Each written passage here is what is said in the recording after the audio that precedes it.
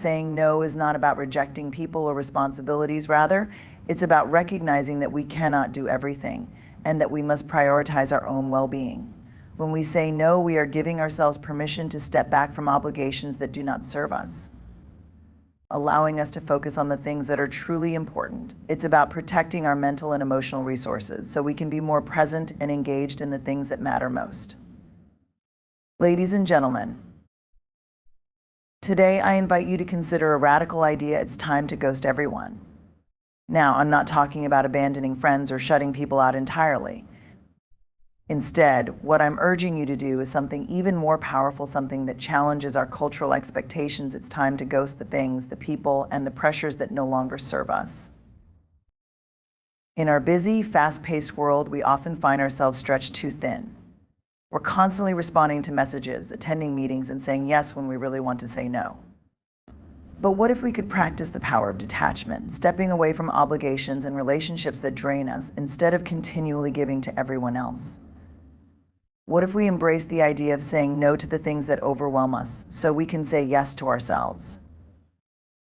In today's fast-paced world, the concept of boundaries is more important than ever. We are constantly bombarded with messages, expectations, and obligations from all sides, whether from work, family, friends, or even social media. Many of us find ourselves caught in a cycle of overcommitting, saying yes to every request and neglecting our own needs in the process. It's easy to forget that our time, energy, and emotional well-being are valuable resources that must be protected.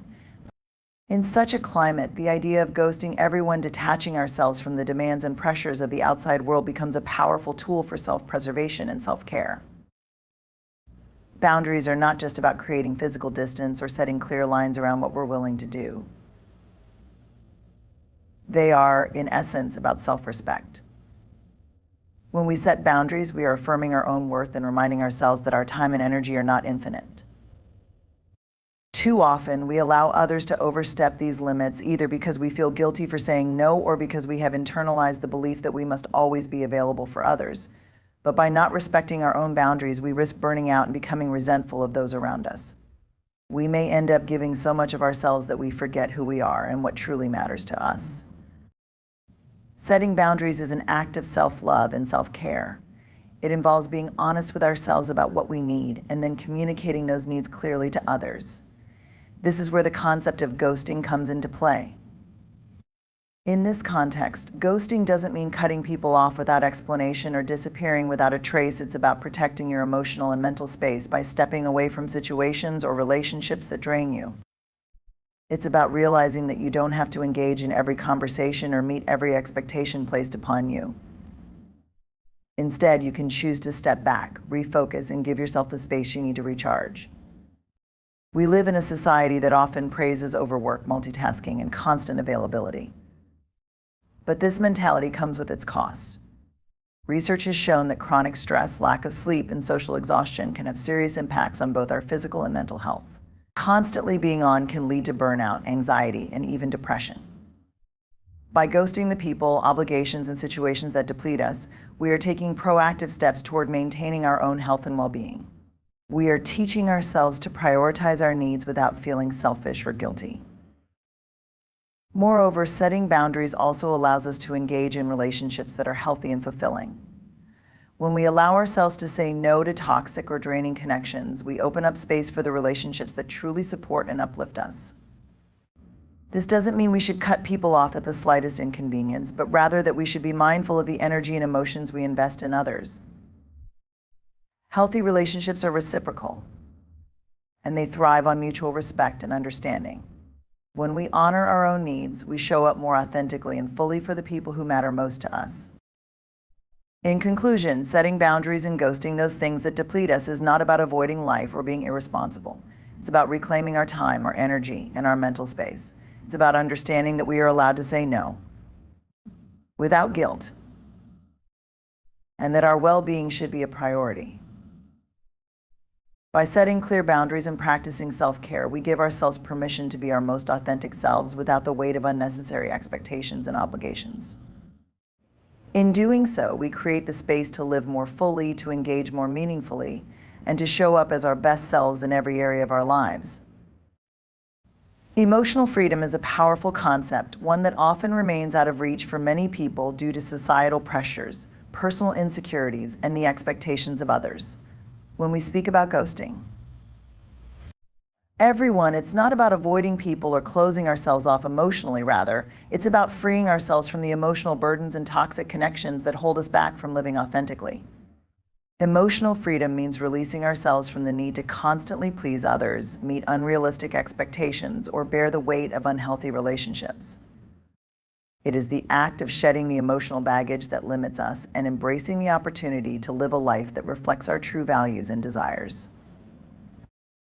The idea of emotional freedom begins with vulnerability. Vulnerability isn't about weakness or exposure, it's about having the courage to be yourself, even when it's uncomfortable.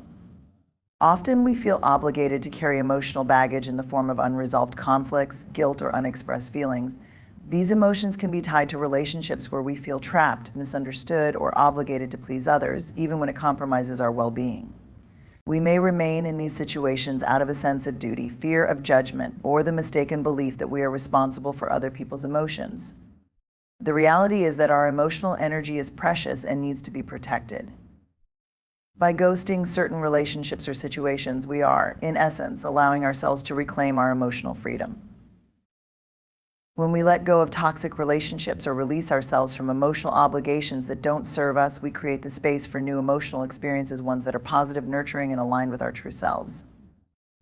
Emotional freedom is about being able to make choices without the fear of disappointing others or feeling guilty for putting yourself first.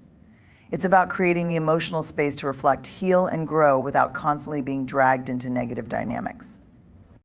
This process of detachment allows us to focus on the relationships that truly nourish us and to invest our emotional energy in situations that contribute to our personal growth rather than drain it.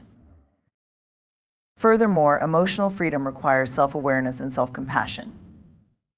It means recognizing when we are emotionally exhausted, overwhelmed, or stuck in situations that are no longer healthy for us. Often we stay in these situations because of emotional attachments or because we are too fearful to confront the uncomfortable emotions that come with letting go. But emotional freedom isn't about avoiding discomfort, it's about having the courage to face it and take action. When we step away from relationships or situations that no longer align with our needs, we give ourselves the opportunity to grow and heal. In this sense, emotional freedom is a form of self-care. It's the act of choosing yourself over the emotional weight of obligations, guilt, and toxic attachments. In addition to the personal benefits, emotional freedom also enables us to build deeper and more meaningful connections with others. When we free ourselves from the emotional baggage of unhealthy relationships, we create room for more authentic, reciprocal connections. Healthy relationships are based on mutual respect, trust, and understanding. When we are emotionally free, we are able to show up fully in these relationships, offering support and connection without fear, shame, or resentment. We become more emotionally available, not only to others, but also to ourselves. Emotional freedom is a transformative experience. It allows us to move through the world with a sense of lightness and clarity, no longer weighed down by emotional burdens or expectations. It is the freedom to choose to say no when we need to, and to embrace our vulnerability without fear of judgment. By learning to ghost the emotional obligations that no longer serve us, we open ourselves to a life of authenticity, growth, and emotional fulfillment. The act of ghosting, in this sense, becomes a powerful tool for emotional liberation, allowing us to step into our full potential and live a life that reflects our true selves. The power of saying no is often underestimated in our society, yet it holds incredible potential for personal growth and well-being. We live in a world that often encourages us to be constantly available, to take on more than we can handle, and to please others at the expense of our own needs. Many people struggle with the idea of saying no, fearing it may come across as rude, selfish, or inconsiderate. However, the ability to say no is one of the most empowering and necessary tools for maintaining balance in our lives. It is an act of self-respect that allows us to protect our time, energy, and mental health. By embracing the power of saying no, we can create space for what truly matters to us and cultivate a life that aligns with our values. The societal pressure to say yes can be overwhelming. From family obligations to work demands to social expectations, it feels as though we are constantly expected to take on more responsibilities. While it's important to be kind and helpful, there comes a point where constantly saying yes leads to burnout, stress, and resentment. We can find ourselves saying yes out of guilt, a desire to please others, or a fear of disappointing people, even when we don't have the time or energy to follow through.